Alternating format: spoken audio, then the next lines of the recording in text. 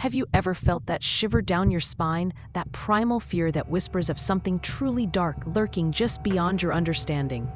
What is it about the human mind, capable of such profound beauty, that can also harbor such unimaginable horror? Today, we're going to peer into that abyss. Before we proceed, a crucial content warning. The story we are about to delve into contains graphic and disturbing details. Viewer discretion is strongly advised. Today, we unravel the chilling saga of Edmund Kemper, a man whose towering physical presence, standing at an imposing 6 feet 9 inches, was only matched by the terrifying, twisted landscape of his inner world.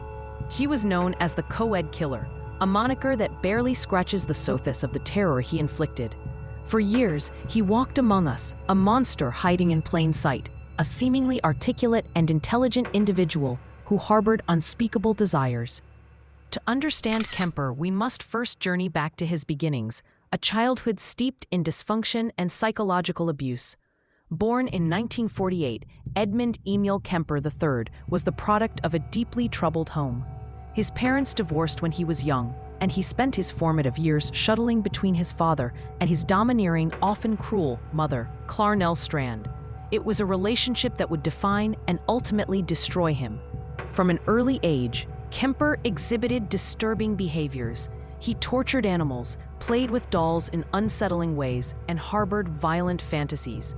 His immense size, which made him stand out from his peers, only seemed to amplify his feelings of alienation and rage.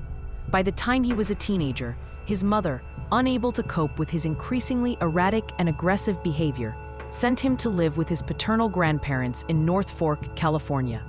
It was there, at the tender age of 15, that the first cracks in the facade shattered into outright horror.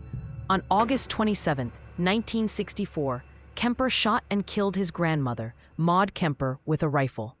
When his grandfather, Edmund Kemper Sr., returned home, he too was murdered. Kemper later claimed he simply wanted to know what it felt like to kill his grandmother. He called his mother, confessed, and was subsequently arrested. Deemed a paranoid schizophrenic by psychiatrists. Kemper was committed to the Atascadero State Hospital, a facility for the criminally insane. He spent 5 years there, undergoing therapy, participating in group sessions, and chillingly, scoring exceptionally high on IQ tests. He was articulate, cooperative, and seemingly remorseful. He convinced his doctors that he was rehabilitated, that his violent tendencies were a thing of the past. In 1969, at the age of 21, Edmund Kemper, a man who had already taken 2 lives, was released back into society, deemed cured. The stage was set for a nightmare. Upon his release, Kemper returned to live with his mother in Santa Cruz, California. He enrolled in college, worked odd jobs, and most disturbingly, began volunteering with the local police department. He would often spend time with officers, discussing crime scenes, offering insights, and even helping with fingerprinting. He was a familiar, friendly face around the station, a gentle giant who seemed genuinely interested in law enforcement. The irony, the sheer audacity of it, is almost too much to bear. He was literally studying his future hunting grounds, learning how the police operated, how they thought. Santa Cruz in the early 1970s was a vibrant, free-spirited community, a popular destination for young people, especially college students. Many hitchhiked, a common practice at the time. It was an environment ripe for a predator like Kemper. In May of 1972, the disappearances began. 2 18-year-old co-eds, Mary Ann Pesh and Anita Luchessa, vanished while hitchhiking. Their bodies were later found, brutally murdered and dismembered. The community was gripped by fear, but the police had few leads. They were looking for a typical serial killer profile, someone who fit the mold, not the towering, seemingly harmless man who occasionally dropped by the station. Kemper, meanwhile, continued his macabre charade. He would pick up hitchhikers, often young women, engaging them in conversation, charming them with his intelligence and calm demeanor. He was a master manipulator, able to disarm his victims, making them feel safe until it was too late. He would drive them to secluded locations, commit unspeakable acts, and then meticulously dispose of their remains, often returning to the crime scenes to observe the police investigation. The disappearances continued. Aiko Koo, Cynthia Shaw, Rosalind Thorpe, Alice Liu. 6 young women, all college students, all hitchhiking, all vanishing without a trace, only to be found in horrific circumstances. The fear in Santa Cruz became palpable. Parents warned their children. Students stopped hitchhiking, but the monster remained elusive. The police were baffled, chasing ghosts, while the real killer was often just a few blocks away, perhaps even sharing a coffee with an officer. Kemper was living a double life, a chilling testament to his cunning and the terrifying normalcy he could project.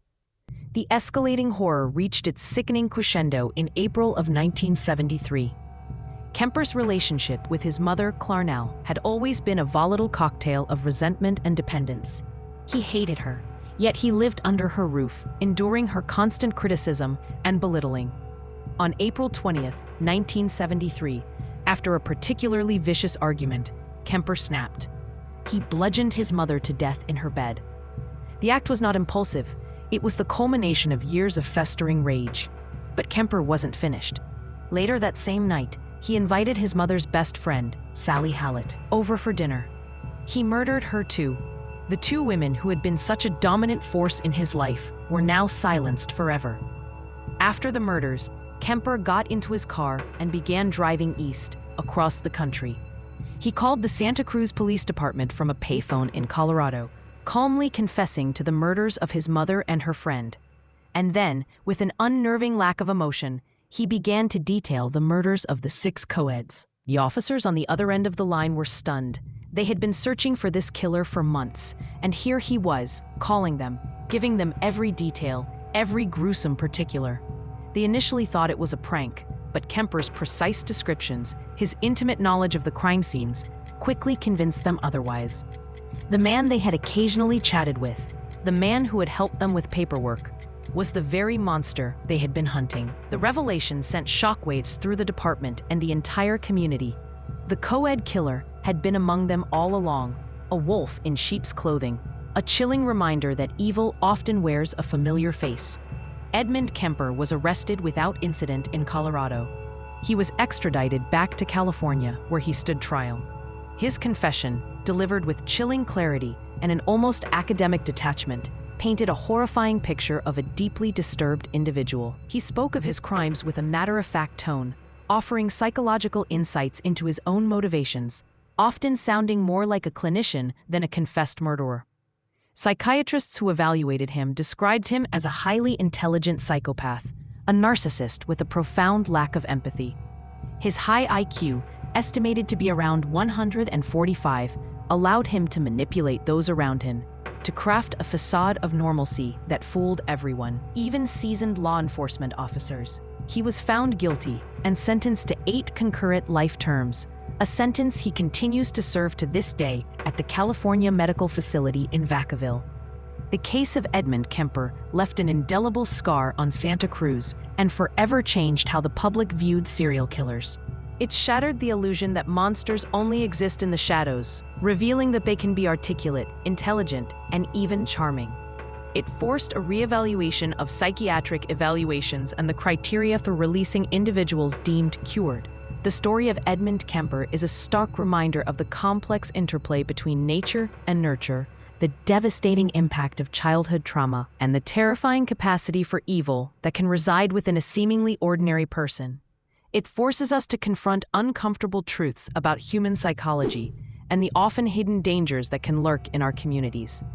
What do you think allowed Kemper to operate for so long, undetected by those around him, even by the police? What lessons can we learn from cases like his about the blind spots in our justice system, or even in our own perception of danger? Share your thoughts in the comments below. If you found this deep dive into the darker corners of human psychology compelling, make sure to hit that subscribe button. We explore stories like this every week, unraveling the mysteries and complexities of true crime. You can also check out our playlist on other notorious figures in true crime right here.